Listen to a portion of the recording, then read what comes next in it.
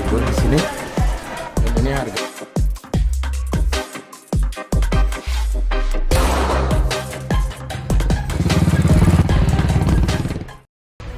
Pemirsa, kita jumpa lagi di tahun 2023 ini.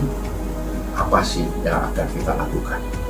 2022 sudah berlalu, 2023 ini yang adalah tahun yang sangat luar biasa. Aku bicara hari ini adalah implementasi dari Perpres 8 tahun 2022 yang lalu tentang revitalisasi pendidikan vokasi dan pelatihan vokasi. Yang aku bicarakan dalam video ini adalah pelatihan vokasi. Pelatihan vokasi itu ada pelatihan kerja dan khusus dan pelatihan. Aku bermain di sini saja, kalau punya nanti di season berikutnya. Apa sih 2023 itu yang memberi kebanggaan bagi pengelola lembaga khusus dan lembaga pelatihan kerja? 2023 dari kedepannya, aku sudah sampaikan di waktu awal refleksi dan outlook 2023 tentang kewirausahaan industri serta pengadaan barang dan jasa. Apa itu pengadaan barang dan jasa? Pemirsa, kawan-kawan yang ada di pengelola LKP, LPK ya, ada 900 triliun anggaran pengadaan barang dan jasa milik pemerintah, ada lagi yang 400 triliun dari BUMN. Belum dibidik oleh kawan-kawan. Artinya itu ada sebagian kecil baru ya, di bawah 5% sudah mengikuti, tapi 95% belum mengikuti pengadaan barang dan jasa. Ya, kalau pengadaan barang silakanlah, itu perusahaan-perusahaan besar, konstruksi, apa dan lain sebagainya ya. Tetapi itu jasanya ini. Pertanyaan berikutnya kan aku sudah bilang, bagaimana ada yang mengalami pada pelatihan khususnya kelas menjadi industri jasa. Anda sudah melakukan pelatihan kewirausahaan bagi masyarakat. Karena ada dana PKW dari Kemdikbud memilih orang jadi wirausaha dan jadi wirausaha. Tapi Anda bimbing lagi nggak? Dan itu bisa Anda kolaborasikan mereka bikin industri atau Anda bikin industri untuk pengadaan jasa-jasa untuk pendukung pengadaan barang dan jasa. Nah, contohnya kita contohkan, aku contohkan. Di khusus menjahit, terhadap pengadaan pakaian seragam pemerintah. Jadi pengadaan barang dan jasa itu kan masuk ke e-katalog itu. Nah, Anda juga, lembaga Anda masukkan juga penawaran Anda di e-katalog dari pemerintah itu. Nah, supaya nanti pemegang kuasa anggaran di daerah akan melihat siapa yang jualan di platform e-katalog itu. Nah, termasuk lembaga pelatihan khusus Anda. Oh, dilihat ini, dia butuh makanan, minuman untuk orang apa-apa. Dan di sana Anda sudah punya industri UMKM. Nah, orang kita latih itu kita kembalikan, dijadikan dia sebagai pelaku UMKM. Nah, bisa juga untuk pendukung kebutuhan industri. Misalnya apa? Pemerintah tuh butuh sangat banyak yang dibelanjakan oleh mereka. Anda buat di sana, jual di katalognya itu. Aku kadang geli, ini anggaran besar, kenapa orang kursus bermain seperti kursus biasa? Dia yang mengolah kursus, dia pula ngajarin, dia pula memasarkan. Tidak punya. Nah, mungkin tim Anda kuncinya apa? Berkolaborasi. Anda cukup memanage, sudah sekian tahun Anda punya kursus tapi nggak berkembang. Jalannya tetap itu hidup terus, tapi tidak akan tidak scale up. Ya, stuck. Nah, inilah dalam video ini mudah-mudahan kalian berubah mindset. Jadikanlah lembaga Anda menjadi industri jasa.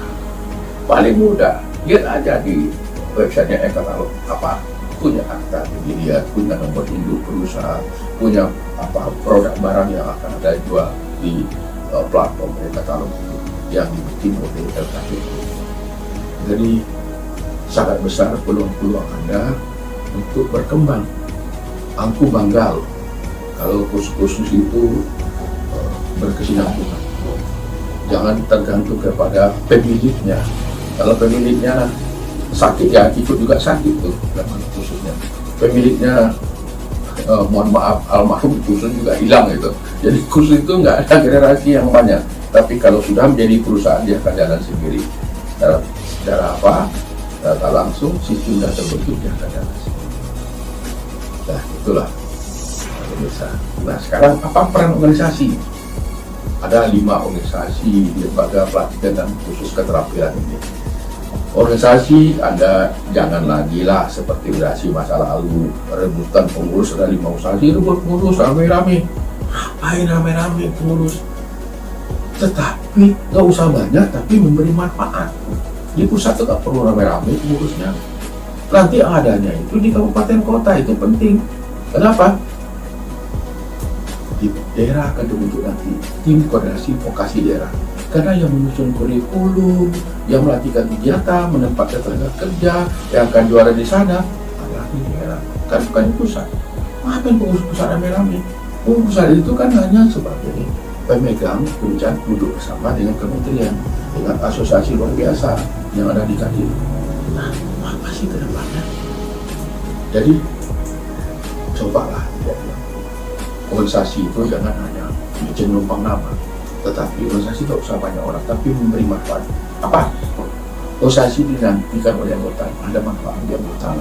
Oh, saya ingin dapat informasi, saya harus dapat manfaat, saya bagaimana mendapat pendampingan, mendapatkan anggaran, pembiayaan, dijalankan oleh anggota. Nah, bagi pemerintah apa? Pemerintah bangga dengan organisasi Anda. Kita dapat pemerintah akan menyalurkan anggarannya. Apa ada kegiatan itu kegiatan fisik itu berapa. Bagi industri apa? Industri sudah siap 5 orang. Bagi masyarakat apa? Tumbuh berkembangnya industri kreatif yang dapat menyerap. Jadi organisasi sangat luar biasa.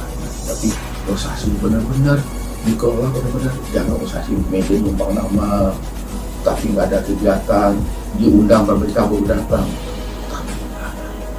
Organisasi juga buka itu jalur Anda daftar jadi anggota, apa sih programnya?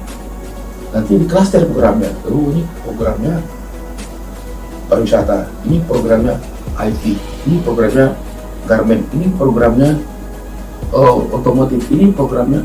Jadi nanti, sekian banyak, dan inilah organisasi tawarkan ke mitra. Ya, misalnya pariwisata, ya Kementerian Pariwisata Ekonomi Kreatif di daerah kami ada ini. Nah, nanti dianggarkan oleh Kementerian Ekonomi Kreatif. Ini perusahaan dianggarkan oleh Kementerian Koperasi dan UMKM. Ini kesehatan dianggarkan oleh Kementerian Kesehatan. Jadi organisasi itu jangan hanya bermain di Kemdikbud, di Kemenaker, banyak kementerian.